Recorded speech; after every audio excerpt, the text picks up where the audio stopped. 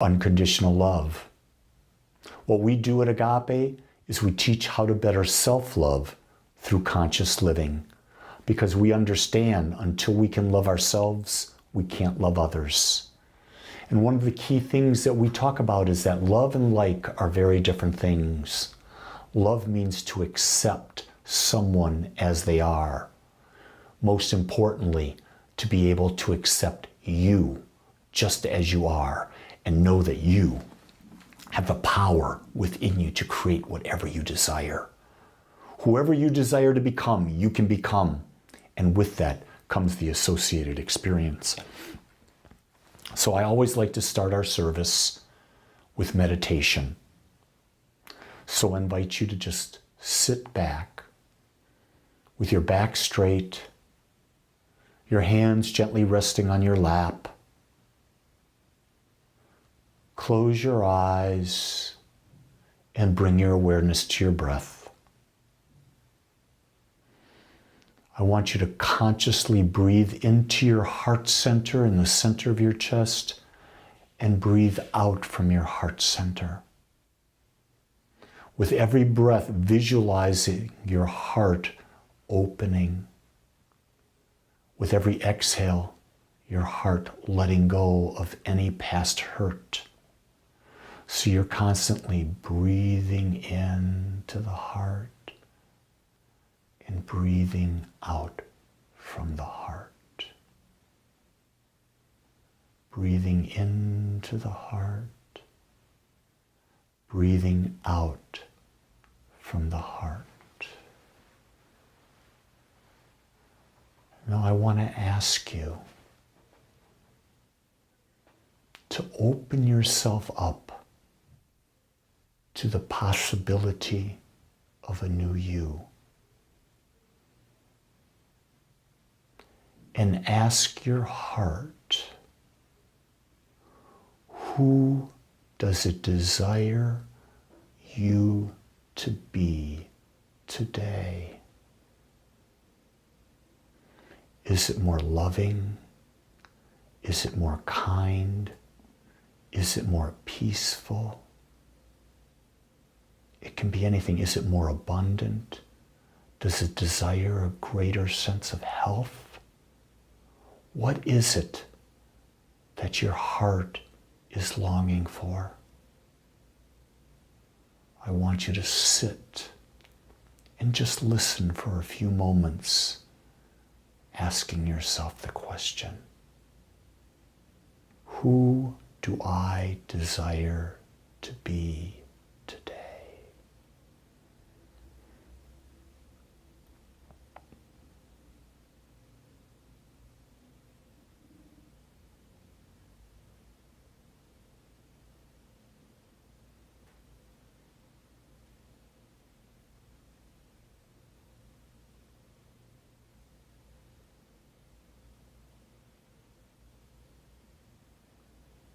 The answer could be very simple. It could be just be a little kinder. It could be a little bit more open to communication, whatever it is, to listen more, to reconnect with someone. Whatever it is that came up for you, see that quality in front of you. See it as if it was a mist sprayed from a bottle and you simply walk into it and the mist fills you and you become it. Now embrace this new you. Embrace it. Feel what it's like to be this person. Sit in a way that this person would sit. And throughout the day, walk, talk, act, and feel like the new you. The you that you have chosen to be. And with this new state of being fully conscious within you, embodied, start to bring your awareness back to this time, to this place, to this day, to this body. Feeling relaxed, feeling complete and whole, feeling connected, feeling loved. Open your eyes and welcome. Welcome to your new reality.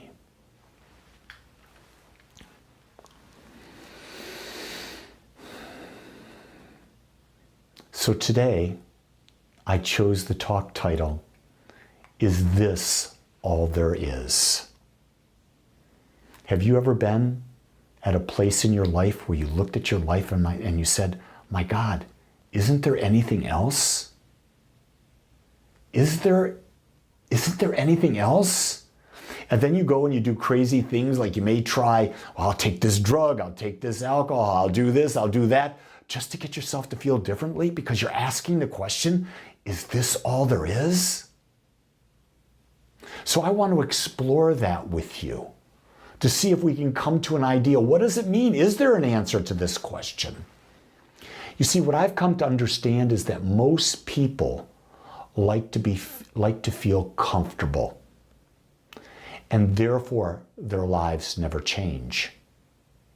Because in order to feel comfortable, it means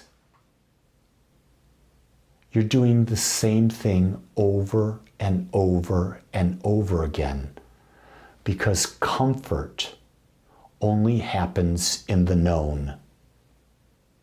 Are you hearing that? So ask yourself the question, do you like feeling comfortable? Or are you comfortable in the unknown? That's the work of life, to be comfortable in the unknown. And most people can't go there. Most people, if you watch their lives, they like to stay in that little territory. It's like that two-step dance. You know, foot here, foot there, foot here, and never deviate. Why? It's comfortable.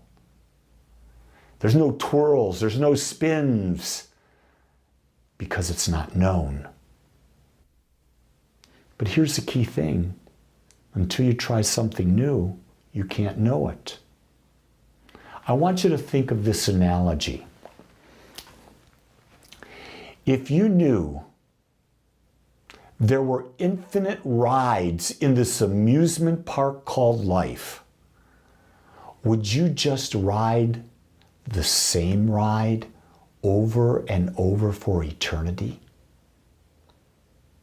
What if there was that baby roller coaster and it gave you just that little bit of rise when it went so high and then it fell? Would you continue to ride it over and over again because it was comfortable, you knew it? Or would you be willing to go to the next roller coaster that's even higher and faster? Would you be willing? And then if you were there, would you be willing to go to the next one? Do you understand that there are limitless numbers of roller coasters? That's what's called life experience. There's infinite life experiences out there. The question is if you've had a certain thing for so long, let's say you have peanut butter and jelly and you have it every day for 5 years, you know it's peanut butter and jelly, you know you like it. But what about if you had an incredible Italian sub, a hoagie? Oh my God. And then what if someone offered you an Italian sub and they put spicy peppers on it? Oh my God. But you won't try it because it's unknown. I've had sons, and one in particular. He would eat the same thing every meal for years. He wasn't willing to try something new. I'm so grateful now that he's a man, he's starting to try new things. Because, my friends, life is about experimenting with the infinite. It's about experimenting with infinite possibilities. You see, in order to experience more, we must put aside the desire to be comfortable and to step into the unknown. But too many times, people are not that. I'm not inviting you to take a huge step. I would like you to take a baby step into the unknown. One little baby step every day.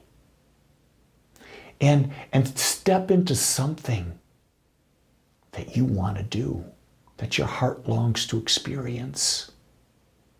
Maybe it is to become a better dancer. Let's just pick that. And maybe you learn the foxtrot. Maybe you learn the Texas two-step. And then maybe you learn a cha-cha or a tango or some other form of dance. But just start to step into the unknown. It could be as simple as going on YouTube and watching a video of what you would like to do. And then watch a video on how possibly to begin that journey. That's safe. You're just watching. And maybe after you watch enough, you'll get the desire to take that step. You see, in order to experience more, we must begin developing our imagination about a more expansive life. We've got to believe the possibility of a more expansive life is even there. But to do that, we've got to imagine. But I know as a kid, I was told to stop imagining. I was told to deal with reality as it is. Stop living in a fantasy world. You know what I say to that? Poppycock. Because fantasy is the unexplored territory of life. And that's where I want to go. Because I know that's where the juice is. That's where the fun is. That's where the newness is. That's where the expansion is. And for me, there is nothing greater than expanding and becoming a greater expression. We are energy. And there are infinite numbers of frequencies out there, and we have the ability to tune the dial on that frequency and become any frequency. And when we become a frequency, we have an experience of it. Do you get, for example, the experience of joy is a frequency. The experience of extreme joy is another frequency. The experience of a low joy is another frequency. And you have the ability to dial that in. You want abundance? There are infinite numbers of frequencies on abundance. Which one you want to dial in? You want harmony in a relationship? There's infinite numbers of degrees of harmony. Which one do you want to dial in? It's all available to you. Every moment of every day, it's available to you. But you have to embody the idea through the use of your imagination and then stepping into it, stepping into the unknown that you've imagined that the possibility does exist. The purpose of our life is to imagine, create experience, and begin again. Imagine, create experience, begin again. It's not to be comfortable. Did you just hear that? If you are bored with life, it's because you become comfortable. You're going against your natural DNA, that spiritual DNA that decided to come forth, have this body, have this mind, and experience this earthly life in all of its magnificence. There's so much I've yet to do. There's so much you have yet to do. We have to embody the possibility and understand there's so much more than we know. And the only thing that can possibly hold you back is you. The very essence of what we teach at Agape is everything begins with you. And everything begins and ends with self-love. The more you accept yourself, love yourself, the more worthy you become. And then when someone says the only thing that can hold you back is you, and you can say to them, not me. I will never hold me back. I am fearless, I am bold, I am courageous, and I cannot wait to step into the unknown. I look forward to seeing you there with me.